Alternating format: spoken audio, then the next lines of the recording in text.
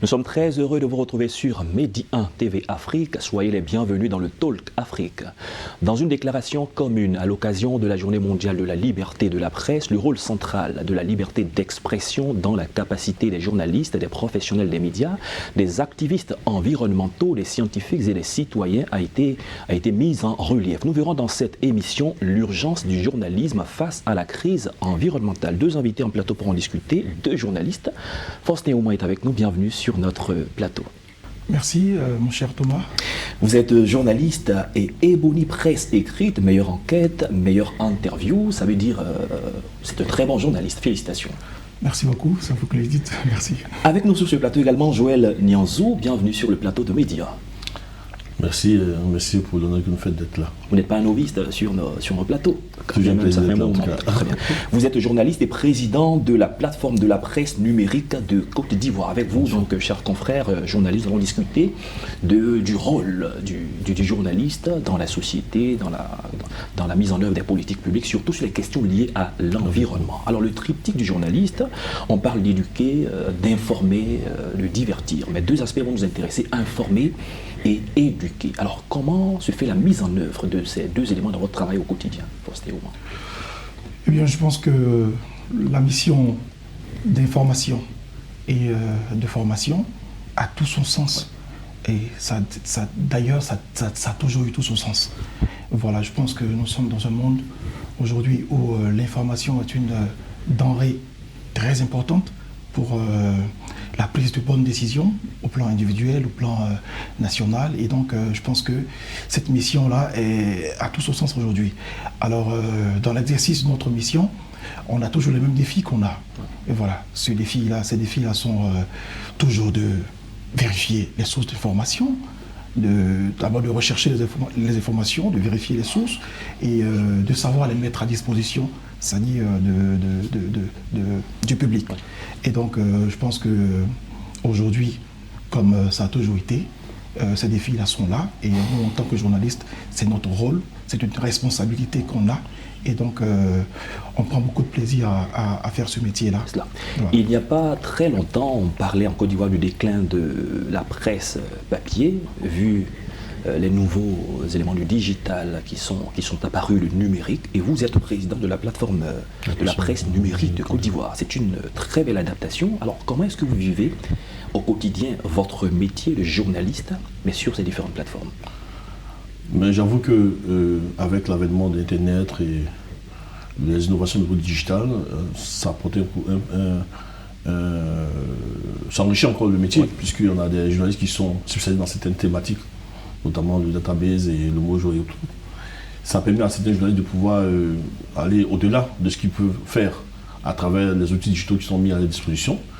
Mais bien plus, ça amène à une prise de conscience collective au niveau des médias traditionnels, justement, à connaître cette transition digitale-là pour bien épouser notre ère, justement, pour être beaucoup plus efficace. Mais cela ne veut pas éteindre, si on fait disparaître la presse traditionnelle. Donc, non, c'est un plus. Et dans cette configuration nouvelle qui nous doit donner au niveau de la digitalisation. Très bien. Parlons du rôle du journaliste de façon générale face à cette crise environnementale. Récemment, on a vu ici en Côte d'Ivoire, sur la lagune, des poissons qu'on a retrouvés morts. On parle chaque année de changement climatique, disparition des forêts, etc. Vous, en tant que journaliste, comment est-ce que vous appréhendez de telles situations et quand vous devez produire un écrit, parce qu'on a dit tout à l'heure, meilleure enquête, meilleure interview. Alors, quel est votre état d'esprit quand vous devez produire un tel article? Alors tout à l'heure, j'ai évoqué la question de la responsabilité du journaliste dans la société. Et je pense que cette question de la crise environnementale, elle est réelle. Et donc, nous, en tant que journalistes, on a cette responsabilité-là d'informer, de donner la bonne information, l'information accessible, l'information vraie et une information engageante à tout le monde, pour que chacun puisse bien comprendre et pouvoir en fait se lancer justement dans les actions dans les actions éco-citoyennes pour amener tout le monde à comprendre la nécessité d'agir ensemble. Alors, de manière concrète, en travaillant, on est conscient de ces enjeux-là et donc en traitant les sujets, on fait l'effort qu'on doit faire pour donner la bonne information, la vraie information, mais surtout l'information qui peut pousser à l'engagement de tout le monde. Et donc, voilà, je pense que c'est notre responsabilité, c'est notre rôle de le faire parce que cette crise, elle est réelle. Il y a aujourd'hui cette tendance à climato-sceptique, il y a la désinformation, il y a la mésinformation. Et nous, notre rôle en tant que journaliste, c'est d'être engagés. On a d'autres choix que d'être engagés parce que les effets des changements climatiques, les effets de la perte de notre biodiversité sont devant nous. Voilà. L'exercice de ce métier-là a des principes. Un journaliste, il va sur le terrain, il collecte de l'information, il fait de la vérification de l'information avant de publier. Il y a des personnes qui sont en rédaction, qui lisent son papier, on le voit régulièrement dans les presses imprimées, mais aujourd'hui avec Internet, où beaucoup de personnes qui ne sont pas journalistes et de profession se précipitent, s'hasardent à publier une information. Vous, au niveau de la presse, la plateforme de la presse numérique de Côte d'Ivoire, alors quelles sont les réalités que vous vivez? Parce qu'avant que vous ne publiiez une information, certaines personnes ont publié une information qui parfois n'est pas vérifiée, qui n'est pas la bonne. Alors, l'une des réalités justement avec l'avènement d'Internet, avec ce dynamisme dans lequel nous sommes, eh bien c'est qu'on a en face des citoyens qui donnent des informations et se font passer pour des journalistes parce qu'ils ont un smartphone ou bien ils ont Internet, tout ils publient l'information et malheureusement d'autres consommateurs achètent bien ce type d'information. Mais nous, au niveau de la plateforme de la presse numérique Côte d'Ivoire, on essaie à travers la sensibilisation d'information, des ateliers que nous faisons, et à travers surtout l'outil que nous mettons en place qui s'appelle le pôle d'analyse de vérification web, d'amener chacun à une prise de conscience, justement. D'abord en tant que journaliste, de comprendre les outils en termes de fact-checking, pour permettre de pouvoir vérifier l'information sur le net. Et aussi sensibiliser les journalistes à aller au-delà de ce qui requiert comme information dans cette technicité justement de vérification. Mais en même temps aussi, c'est un moyen pour nous de pouvoir sensibiliser les consommateurs qui sont sur Internet, de comprendre que eux-mêmes ils peuvent fact-checker, ils peuvent vérifier, mais qu'ils fassent attention justement face à telle information. Mais au-delà de tout ça, c'est de promouvoir, c'est d'enseigner le secteur et de promouvoir la bonne information des bons médias. D'où la naissance des arômes de la presse numérique qui en parle, qui permet de positionner les médias et les professionnels du secteur, notamment les journalistes et en même temps les créateurs de contenu professionnels. Pour sache qui est qui. Pour savoir qui est qui et qu'est-ce qu'ils ont fait, et sur quelle thématique on travaille et comment cela est vérifié, comment cela est diffusé. Et ça, c'est quelque chose de fondamental. C'est un combat dans lequel nous sommes lancés, nous continuons. Et je veux dire, malheureusement, c'est vrai qu'il y a ce dynamisme-là qui existe, mais le net, c'est pas tout qu'il faut consommer. Il faut vraiment l'Internet pour agir de façon nette sur Internet. Et pour nous, cela passe indubitablement par une connaissance des outils de fact-checking. Voilà. Très bien, vous parlez d'assainir le secteur, surtout sur Internet. Il y a la ACA, la Haute Autorité de la Communication Audiovisuelle, qui a publié une note avec la présence de tous les acteurs, les activistes, les influenceurs. Effectivement, je suis signataire. Désormais, à partir de 25 000 abonnés, toute personne qui détient un compte sur Internet est soumise à la loi sur la communication audiovisuelle. Comment est-ce que vous voyez une telle mesure? Mais moi, je pense que c'est un défi à relever. Voilà, aujourd'hui, le journalisme citoyen, comme vous l'avez dit tout à l'heure, a pris de l'ampleur. Aujourd'hui, nous sommes dans une ère où tout le monde a droit à la parole. Et tout le monde peut exercer en griffe ce métier de journaliste en griffe. Et donc, pour cela, il faut assainir. Et en décembre 2022, vous venez de l'évoquer, la Côte d'Ivoire a pris une nouvelle loi sur la communication audiovisuelle, justement pour mettre devant leurs responsabilités tous les citoyens qui veulent jouer ce rôle de journalistes, qui veulent donner l'information. Et ça devient aujourd'hui un nouveau défi. Et c'est un défi aussi pour nous tous, même nous les journalistes, aujourd'hui. Notre mission n'est plus d'informer seulement. Notre mission devient aussi de contrer la désinformation et de contrer la mésinformation. Parce que dans la mésinformation, il y a l'information qui est donnée, c'est l'information qui est donnée sans forcément une mauvaise intention. Mais la désinformation, c'est donné avec l'intention de manipuler l'opinion. Et donc, il faut donner, certes, l'information en tant que journaliste, mais il faut aussi contrer la désinformation, ce qu'on appelle les fake news. Et donc, nous sommes dans une ère qui est aujourd'hui beaucoup plus difficile, je peux le dire ainsi, pour nous, en tant que journalistes. Et moi, je pense que l'État a bien compris, en fait, ces défis-là, et à son niveau, au niveau institutionnel, prend des mesures, justement, pour permettre à ce que le citoyen lambda, le citoyen final, à qui l'information est donnée, puisse avoir une bonne information. Très bien. Alors, oui, alors l'État va au-delà. L'État définit le rôle de chacun. Qu'est-ce qu'un blogueur, qu'est-ce qu'un activiste, qu'est-ce qu'un influenceur, qu'est-ce qu'un journaliste. Donc, de ce point de vue, c'est bien clair. Le journaliste, on ne peut pas s'auto-proclamer journaliste, pas du tout, puisque la loi définit. Donc, le blogueur, l'influenceur ou bien l'activiste web qui donne l'information, qui travaille sur des scènes thématiques, a un rôle bien précis. Ce n'est pas le journaliste. Il connaît donc ses limites. Il connaît bien ses limites. Ah ben, c'est que je suis encouragé lorsque l'ARCA décide de réunir toutes ces personnes-là et de signer une charte, justement, qui les engage, qui engage les responsabilités.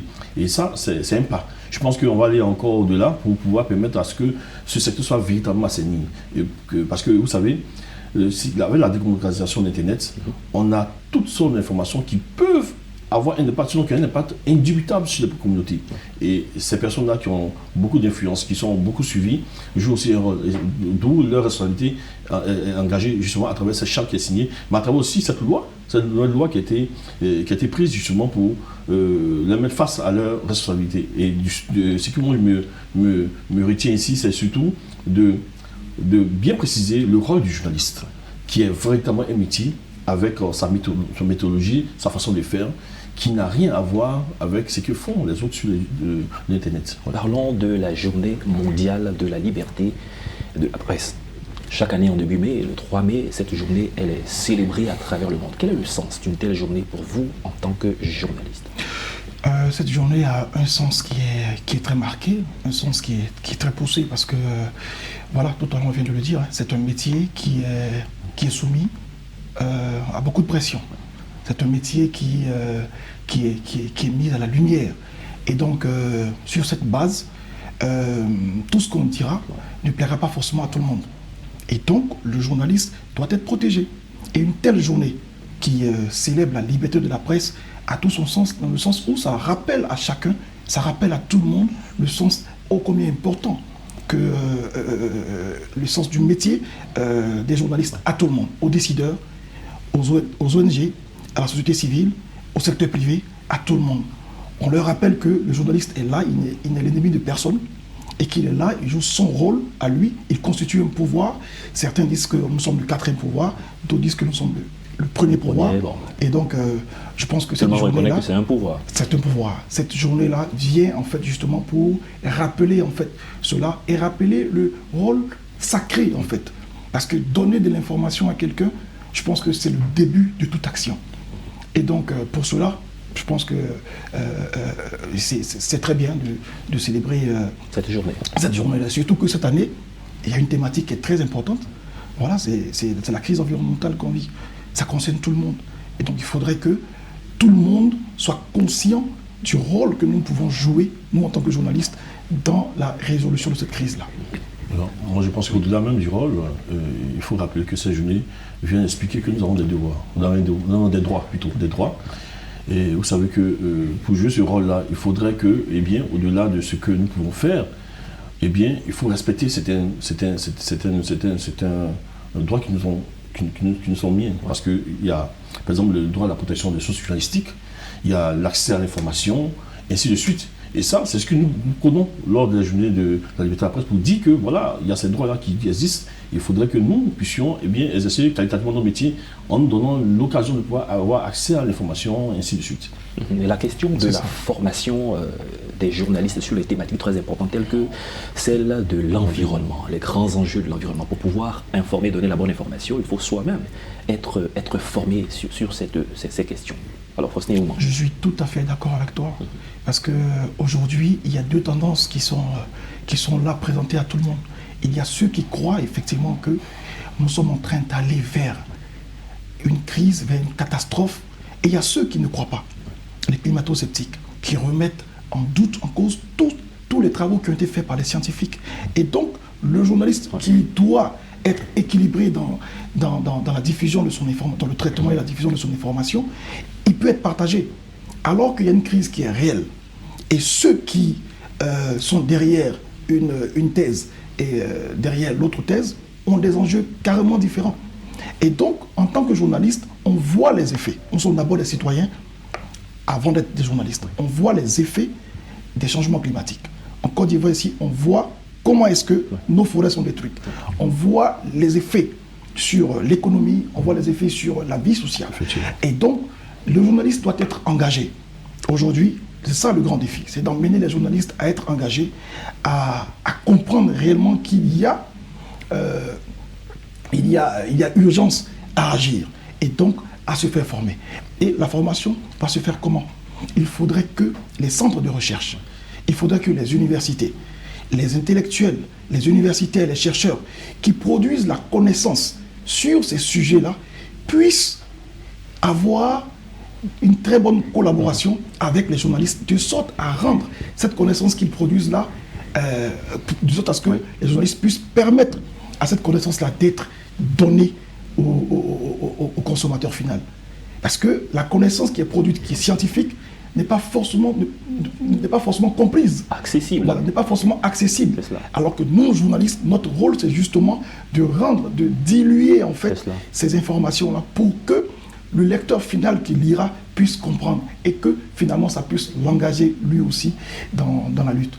Donc on doit être formé, on doit avoir une bonne synergie avec les centres de recherche, les instituts de recherche, de sorte à ce qu'on puisse avoir la connaissance qu'ils produisent sur la gravité des changements climatiques, de sorte à ce que nous aussi on puisse la transmettre au lecteur final. Aujourd'hui, quelles sont les entraves à l'exercice du métier du journaliste, les dangers que les journalistes encourent? Parce qu'aujourd'hui, à travers le monde, il y a encore des journalistes qui sont mis à mort pour leur opinion, pour leurs écrits. Joël Nianzou. Alors, justement, avant de continuer, je vais rebondir un peu sur ce qu'il disait. Et face à la crise environnementale, je pense que le journaliste doit surmonter, doit d'abord se former. Face à la crise environnementale, les journalistes doivent se former justement sur cette réalité, mais surtout aussi surmonter les obstacles politiques, surmonter aussi tout ce qui peut être problème face à lui, parce qu'il a le devoir justement de continuer à enquêter, de dénoncer, mais surtout de promouvoir les solutions durables. Ça, c'est quelque chose de fondamental par rapport à ce qu'il fait. Alors, il y a plusieurs problèmes. On va prendre le cas en Afrique ici, parce qu'on a le problème des OPH qui sont dans les forêts, qui détruisent les forêts pour pouvoir exercer cette activité, qui est une réalité. Des journalistes qui enquêtent dessus sont parfois brimés, sont mis réduits au silence. Ça, c'est une réalité en Afrique. Il y a encore plusieurs cas, il y a plusieurs exemples justement sur la question. Vous savez qu'en réalité, la question de la crise environnementale, en réalité, il y a des intérêts derrière. Justement, il a touché une question qui est très importante, une réalité qui est que dans nos forêts classées, dites classées, voilà, il y a encore des communautés qui vivent. C'est la palissade de le dire parce que c'est sûr en fait de tout le monde. C'est ça. Alors, c'est sûr par qui? C'est sûr par le travail des journalistes. On les connaît, on sait où ces communautés-là sont, on sait de quelle forêt classée il est question. Aujourd'hui, il y a une politique de reboisement qui a été adoptée en mai 2018 par l'État de Côte d'Ivoire, qui vise en fait à permettre à notre pays de retrouver en fait son niveau en fait de couverture forestière qu'il avait en 1960, c'est-à-dire de 16 millions d'hectares de forêt. Aujourd'hui, on est à moins de 3 millions d'hectares de forêt. Et donc cette politique a été lancée. Elle est mise en œuvre. Nous, les journalistes, notre rôle, c'est d'aller chercher l'information, c'est de donner l'information là où ça va, là où ça ne va pas. Et il n'y a rien de plus frustrant pour un journaliste que de donner une information qu'il a pu avoir au risque, au péril de sa vie. Et puis, par derrière, aucune décision n'est prise. Il y a des braconniers, il y a des exploitants forestiers illégaux qui sont mis à nu par le travail des journalistes, qui sont emprisonnés et qui ressortent le lendemain. Qui sont relâchés aussitôt. Donc la vie des journalistes est Donc la vie des journalistes, finalement, le journaliste peut se poser la question, mais pourquoi est-ce que je donnerais en fait ma vie justement pour rechercher cette information? Donc il faut donner de la satisfaction aux journalistes en posant les actions, je parle des décideurs, en posant les décisions qui doivent être posées suite à un travail d'enquête qui a été mené et qui a été vérifié. Le mot est sorti, le travail d'enquête. On rappelle forcément au moment que vous avez été meilleure enquête cette année. Donc les journalistes de Côte d'Ivoire ont reconnu le mérite que vous avez eu. Mais quelles sont les réalités quand une enquête journalistique doit être menée? Est-ce qu'il vous est arrivé parfois d'avoir des difficultés au point que votre vie soit mise en danger pour une enquête que vous êtes en train de réaliser? La question elle est également pour vous dans l'exercice de votre métier. Est-ce qu'un jour il vous est arrivé d'être menacé pour une information très importante? Oui, effectivement. Il arrive qu'on soit menacé. Et ça, je pense que c'est monnaie courante. Et c'est pas mon ami Joël qui me dira le contraire. On est menacé, on est menacé au quotidien.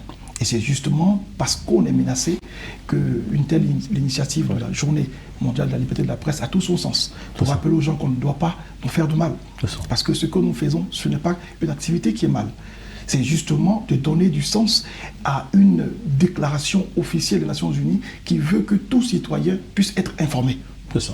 Et donc nous donnons du sens à ce droit fondamental qui existe et qui doit être, exercé pleinement. Et donc, pour revenir à votre question, effectivement, on est souvent menacé. Mais pour l'enquête qui m'a permis d'avoir ce prix, c'était une enquête pas très dangereuse, voilà. Parce que j'ai travaillé sur la question du rap, et donc c'est ce qui m'a permis, les déviances dans le rap, l'apologie de la drogue dans le rap, c'est ce qui m'a permis d'avoir le prix de la meilleure enquête. Mais à côté de cela aussi, j'ai eu aussi le prix de la meilleure interview, avec l'interview que j'ai faite avec l'ancien directeur général du VITIP, M. Philippe Pango, sur la question de l'intelligence artificielle. Alors je reviens rapidement à votre question.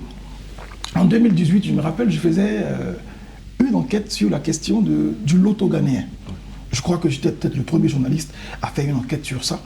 Voilà, parce que c'était une activité qui est illégale, vu que les droits en fait, d'organisation de toute loterie en Côte d'Ivoire sont réservés en fait, exclusivement à la LONASI. Et donc le loto ghanéen qui avait pris de l'ampleur dans la décennie 2010 jusqu'à 2020, jusqu'à maintenant même, avait pris de l'ampleur, il me fallait enquêter sur ça. Et j'ai enquêté, et pendant mon enquête, jusqu'à ce que l'enquête soit diffusée, j'ai reçu des menaces. J'ai dû quitter mon quartier pendant près de 1 à 2 mois avant de revenir parce que j'avais des enquêtes. Parce que c'était une affaire en fait de gros sous, mais au noir. Les intérêts. Voilà. Et donc, votre expérience dans le domaine de l'écriture, la production d'un papier, est-ce que parfois vous avez été confronté à ce genre de situation? Comment vous avez contourné aussi les difficultés qui sont liées à l'accès, au manque d'accès à l'information? Bon, accès à l'information, c'est autre chose, mais c'est parce que je fais de l'investigation. Oui. Non, je ne suis pas journaliste investigateur, je ne fais pas d'investigation, ça c'est clair. Je crée du contenu, certes, mais j'avoue qu'au niveau de la pratique du métier, eh bien, on a eu affaire à des situations où on n'a pas eu accès à des endroits parce qu'on devait filmer ou bien recueillir des informations. On vous dit revenez demain, mais c'est clair. Ou bien on vous dit carrément, vous n'avez pas d'autorisation, non, parce que c'est vraiment, voilà, j'ai fait taire certaines choses parce que, voilà, parce qu'après, au-delà, moi j'ai travaillé aussi avec certaines organisations, certaines structures, certains médias extérieurs. Puis justement, on a essayé de mener des enquêtes sur certaines activités qui étaient vraiment difficiles d'accès. Donc, pour dire quoi? Pour dire qu'en réalité, de ma position de président d'organisation, eh bien, on fait face à cela. Il y a des journalistes qui me contactent. On a quelquefois même on intervient, on va même libérer certains journalistes parce parce qu'ils ont bloqué le matériel, même parce qu'on interdit de pouvoir filmer, ou bien d'être présent dans tel endroit, tout ça, bref. Pour dire que c'est pas aussi évident. Ce qu'il faut comprendre, c'est que c'est un métier que nous pratiquons. C'est un métier qui est sacré. Notre objectif n'est pas de créer la cacophonie, mais voilà. C'est de vraiment, éduquer, donner l'information qu'il faut aux populations. Parce que nous sommes là pour les populations, en réalité. Et ça, c'est quelque chose de fondamental. Et qu'il faut vraiment revoir. C'est pourquoi, lors de la célébration de cette journée de la liberté mondiale de la liberté de la presse, on met aussi en lumière, eh bien, ce qu'on doit nous donner en retour, justement. Et on doit nous donner en retour certains accès, certains droits. Parce que, eh bien, on essaie un métier. On essaie un métier, ne sont pas des vagabonds, des brigands, on essaie un véritable métier qui a tout son sens. Que le cadre soit assaini pour que le métier puisse s'exercer dans les meilleures conditions. Alors forcément, ça sera la dernière question en moins de 30 secondes. On a parlé des populations. Alors, comment les populations peuvent avoir la bonne information. Aujourd'hui, avec cette pluralité de sites, parfois qui ne sont pas journalistiques, qui ne sont pas professionnels, comment trier et prendre la bonne information? Contrairement à des sociétés comme l'Union européenne, qui ont mis en place des mécanismes de lutte contre la désinformation, contre les fake news, en Côte d'Ivoire, il est encore difficile pour les gens de savoir en fait, différencier la bonne information de la mauvaise. Voilà, parce que nous sommes encore dans les débuts de la dématérialisation, malheureusement pour nous. Nous sommes encore dans les débuts. Nous sommes encore dans les débuts de la percée en fait, de la digitalisation. Et donc, ni les populations, ni même l'État n'a encore en fait, eu en fait, une parfaite maîtrise justement pour permettre, pour conseiller le citoyen d'aller chercher la bonne information. Le citoyen, ce qu'il doit faire, c'est 30 secondes, tu m'excuseras. Le citoyen, ce qu'il devra faire, c'est de faire beaucoup plus d'efforts. Voilà. Et étant sur Internet, de rechercher toujours la bonne information, mais surtout de s'orienter vers les canaux les plus formels. Donc la presse écrite, les canaux officiels, la presse écrite, la télévision et la radio et les médias les plus sérieux. En Côte d'Ivoire, on les connaît. Si on veut les connaître, on peut les avoir. Et donc, malheureusement pour le consommateur, en ce moment, il doit faire un peu plus d'efforts pour toujours avoir la bonne information, pour ne pas verser en fait dans les fake news. Et malheureusement, nous sommes à la fin de cette émission déjà. Merci à Faustin et Oumar d'être passé sur notre plateau. Merci beaucoup, mon cher Thomas. Je reviendrai à vous. Je rappelle que vous êtes journaliste à Ebony Presse écrite, meilleure enquête, meilleure interview. On a eu du plaisir à échanger avec vous. Merci également à Joël Nianzou. Merci d'être passé sur notre plateau. Vous êtes journaliste, président de la plateforme de la presse numérique de Côte d'Ivoire. Merci pour votre expérience partagée avec nos téléspectateurs. C'est la fin de cette émission. Merci à tous de l'avoir suivi. Bonne suite de nos programmes sur Medi 1 TV Afrique.